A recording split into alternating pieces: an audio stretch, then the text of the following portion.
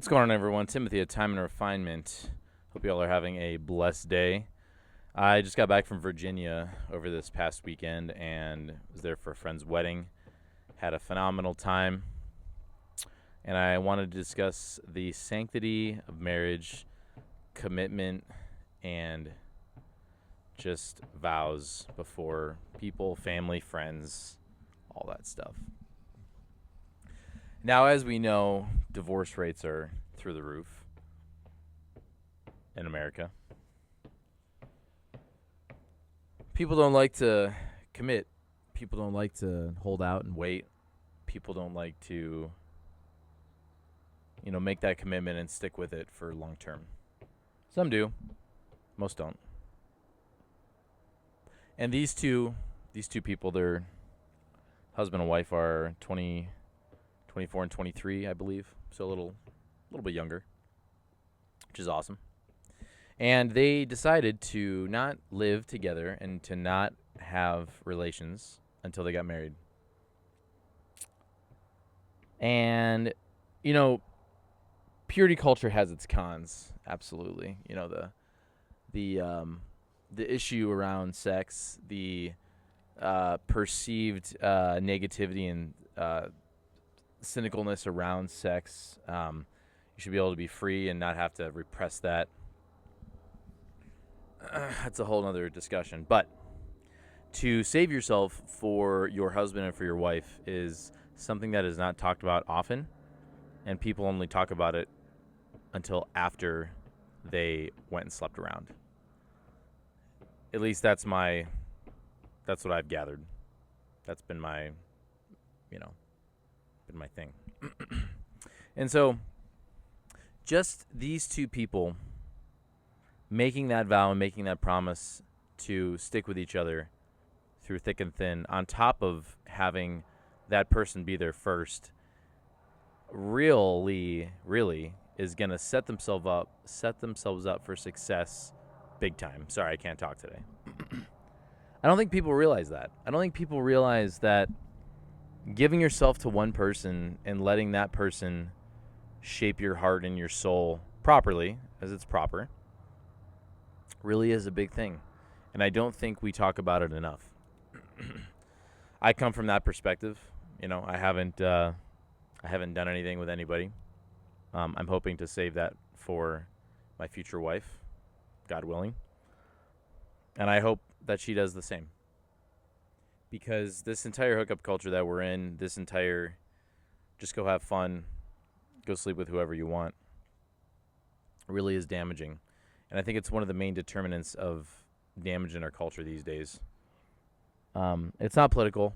It's not religion. It's just giving yourself to all of these different people and then wondering why said person cannot operate properly and they need X amount of substances to continue going with their life. So I really reiterated to both of them, including their folks, that I was just so impressed and so happy that they waited. They waited to be intimate together after, until they got married. Because that's a big thing. That's very rare. People don't, do that. And the mother of the bride, who I'm close with, who's the friend that was getting married, she said that the photographers that photographed the wedding said, "Oh, how long have so-and-so been living together?" And the mom was like, "Oh, they don't live together yet. They're getting married." And the photographer was like, "Oh, that's interesting." Like it's some kind of, if you're together, you should be living together, And it's so nuts that we have to have that conversation. It's so normalized in society that if you're dating or if you're in a relationship with someone, you're banging and you're living together, So what's the point of marriage if the only thing that you're doing is getting dressed up and putting rings on and saying, "I'm going to commit to you"? It's just words. There's nothing backing it up. There's nothing backing up your vows and your commitment if you're not waiting to do these things. And I think people would be a lot happier if we waited to have relations with our spouse. I really do. because we're giving away part of ourselves to each person that we're intimate with. And people just don't realize that. People wonder why we can't pair bond anymore. You know, people that had families and had, one wife or one husband pair bonded better. Now, we can go on the opposite side and say, well, they were abusive relationships. They had to stay because of divorce laws, blah, blah, blah, blah, blah. Sure, I understand that perspective. But we've definitely swung this pendulum way far this way. And we need to backpedal somehow, because these people that are in high school and, practice safe sex, all this type of mumbo jumbo is really damaging everybody. And then we wonder why, nobody stays together. Parents are divorced, son and daughters, like, well, my parents are divorced and they just did whatever, so I'm going to go do the same thing.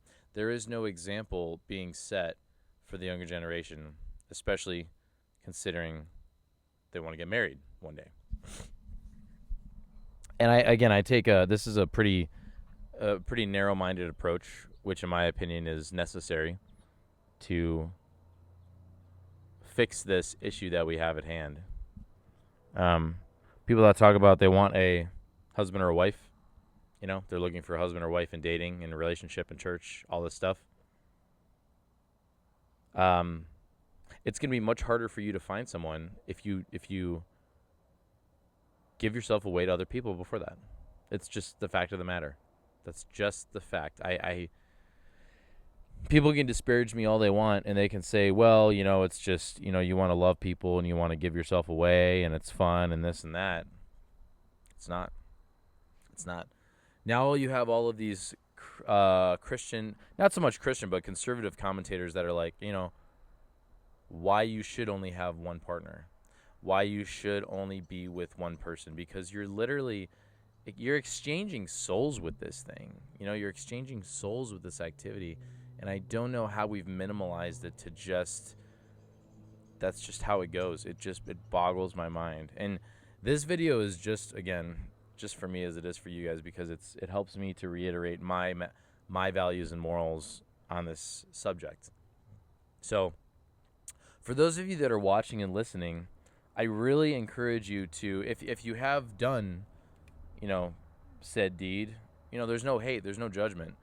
But I will say, if you stay celibate and you wait for that right person to come into your life, I really, really firmly believe you're going to be a lot happier with yourself, with other people, and with your spouse, whoever you decide to be with and decide to marry. Because, again, it's minimalized, and we don't talk about it enough. So I was very happy with the wedding over the weekend. It was beautiful. Had a lot of really great food, met some fantastic people, some awesome family members on both sides. It really was, truly a great time. And it was also 70 and a little bit humid, so it was just about perfect. My hair felt great. So, yeah, I just wanted to shed some light on that. And just to know that someone that, has not partaken. I'm not this red pill guy out here that's like, yeah, I blasted through all of these girls, and now I want to sit down and lay low, and I really want to have a wife now. It's like, why does everybody feel like they have to just sleep with all of these people before they finally go, now I want to settle down with this person? It doesn't make any logical sense. You have to try out all of these different things, and then you're going to compare your partner to whoever you slept with before. So you're setting yourself up for failure, in my opinion. So, yeah, I think it needs to be talked about more. I'll definitely do some more episodes on this. My goal is to shed more light on this as time goes on, as I build my channels and my content, and my, just my personal brand. So it needs to be talked about. It needs to be talked about. And I come from a loving aspect as best I can, but I also call out stuff when it needs to be called out as well, because I know how damaging it is, because all of my friends that have dealt with it wish they hadn't. Every single one. Anyway, I love you guys. I appreciate you. Thank you for tuning in. Kind of got a nice lighting going on here in the back of the bush. It's kind of nice. So I hope you guys have a great week. I love you. Again, I cherish you. Thank you for all that watch and subscribe and follow me. It really, truly means the world to me. I'll see you guys in the next episode. Cheers.